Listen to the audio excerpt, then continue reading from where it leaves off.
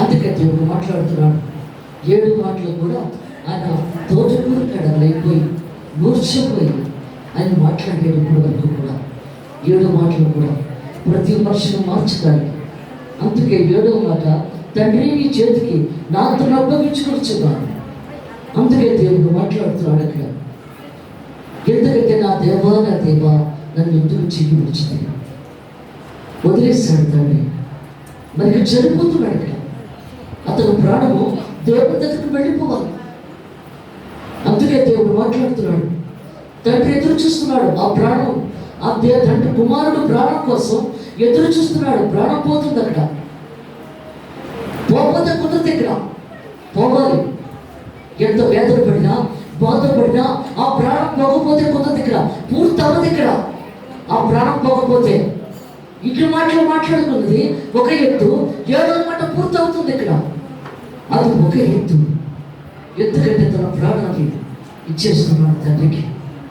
రాత్రి తీసుకోబడినా దేవుడు ఎంతో దుఃఖపడుతున్నాడు తండ్రి. అందుకు ఆకాశము తెరవబడి ఈ నా ప్రియకుమారుడు ఈయన ఎందరైనా ఆనందించుతున్నారు. యాకోబు, యోహాను, ఎందుకంటే పేతురు కొండ మీద, మోషే, ఏలియా యేసు ప్రభువు శిలువలో మరణిస్తున్నందుకు ఆ బిడ్డని భుజము చేర్చడానికి వచ్చారు. యేసు ప్రభు కూడా మహిమ శరీరంతో అయిపోయాడు. ఎందుకంటే వాడు పరలోక రాజ్యం నుంచి వచ్చారు. అందుకు ఈయన కూడా పరలోక రాజ్యంలో వడే అవ్వకపోతే అక్కడ అర్థము కాదు మాట్లాడే మాట. భూలోకంలో ఉంటే కుదరదు, భూలోక మనుషులా ఉంటే కుదరదు. అందుకు వాడు పరలోక రాజ్యం నుంచి వచ్చాడు కాబట్టి ప్రభు కూడా పరలోక రాజ్యం అనే మహిమ శరీరంతో అయిపోయాడు. విడిచిపోతున్నాడు ఆయన. అప్పుడు వీళ్ళకి భక్తులో ఉండే వాళ్ళు అలా వెలుగు వచ్చేసింది ముగ్గురికి, శిష్యులకి. అప్పుడు యేసు ప్రభుతో అంటున్నారు, ప్రభా నీకును మోషేకి ఎలియాకి 3 పర్ణశాలలు ఇక్కడ కడతారు. యెహోవా అంటే దేవుడికి ఇష్టం ఉండదు. అలాంటప్పుడు ఇక్కడ 3 పర్ణశాలలు కడతారంటే దేవుడు ఎలా ఊరుకుంటాడు? తండ్రి ఊరుకోడు.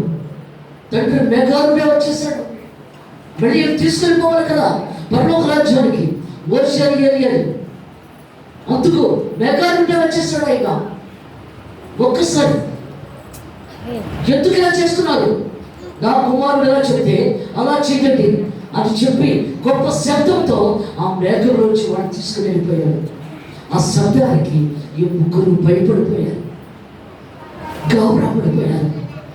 ఏదో జరిగేది మరి జరుగుతుంది కదా. పరలోక వాసుల్ని ఈ భూలోకంలో ఉంచుతారంటే ఎక్కడ కుదురుతుంది? ఇక్కడ తండ్రి ఎలా కూరుకుంటాడు ఇక్కడ.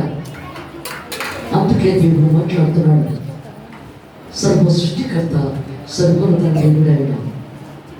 ఇక్కడ ఏమొచ్చున్నాడు? ఇక్కడ తండ్రిని చేతికి అప్పగించుకొచ్చున్నాడు.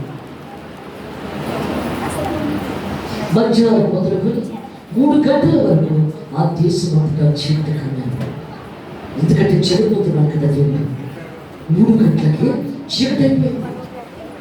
అందరూ సిలువేస్తిగో నిజంగా దేవుని కుమారుడు అయితే అప్పుడు మేము నమ్ముతాం. మరి ఇప్పుడు నమ్మాలి కదా. 3 గంటలకి చీకటి అయిపోతుంది. చనిపోయాడు ఆయన, చనిపోతున్నాడు. నా తండ్రి నా ఆత్మను నీకు అప్పగించేస్తున్నాను. అందుకు వచ్చినాడు. మధ్యాహ్నం మొదలుకొని 3 గంటల వరకు ఆ దేశం మొత్తం చీకటి కన్నది. ఇంచుమించు 3 గంటలప్పుడు యేసు ఏలీ ఏలీ లామా శబ్దాకీరాని బిగ్గరగా కేక వేసి ఆ మాటకు నా దేవా నన్ను ఎందుకు చెయ్యి విడిస్తున్నాడు. అక్కడ నిలిచిన వారిలో కొందరు ఆ మాట విని అతను ఏలియా అని పిలుచుతున్నాడంట. ఏలియా అంటే యెహోవా దేవుడు. ఏలియా అంటే యెహోవా దేవుడు అని పిలుస్తున్నాడు. యెహోవా దేవుడు అంటేనే నమ్మకం వాళ్ళకి. ఆయనే దేవుడు తప్ప ఇంకెవరో దేవుడు కాదు అని నమ్మకం ఆ ప్రజలకి. అందుకు ఏలియా అని పిలుస్తున్నాడు. అందరూ ఆశ్చర్యంగా చూస్తున్నారు. అక్కడ నిలిచిన వారిలో కొందరు ఆ మాట విని ఇతడు ఏలియాను పిలుచుతున్నాడని వెంటనే వారిలో ఒకరు పరిగెత్తుకొని పోయి స్వంజా తీసుకొని చిరకాల నుంచి రెల్లు తగిలించి ఆయన త్రాగరించారు. తగ్గిన వారు ఊరగుడి ఏలియా అతను రక్షించలేమో చూద్దాం, ఏలియా రక్షించేస్తాడేమో చూద్దాం అని అందరూ ఎదురు చూస్తున్నారు. యేసు మళ్ళా దగ్గరగా కేక వేసి ప్రాణం విడిచాడు. తండ్రి కప్పు చెప్పేశారు. ప్రాణం ఆ తండ్రి కూడా కన్నీటి కాడుస్తున్నాడు ఆ ప్రాణం తీసుకునేటప్పుడు. అందుకే దేవుడు మాట్లాడుతున్నాడు. కానీ ఇక్కడ కూడా మనం ప్రాణం పోతున్నప్పుడు కూడా దేవుడు నరకానికి వెళ్తుందా ఆత్మ పరలోకానికి వస్తుందా అని ఆయన ఎదురు చూస్తూ ఉంటాడు.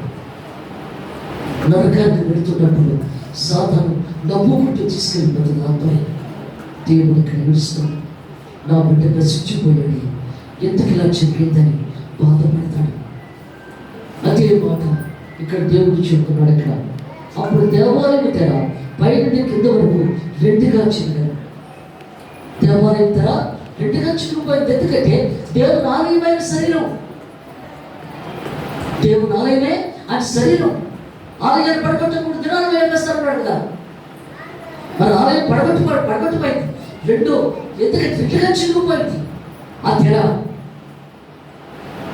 దేవుని బలిపీఠం దగ్గర తెర రెండుగా చిక్కుపోయింది.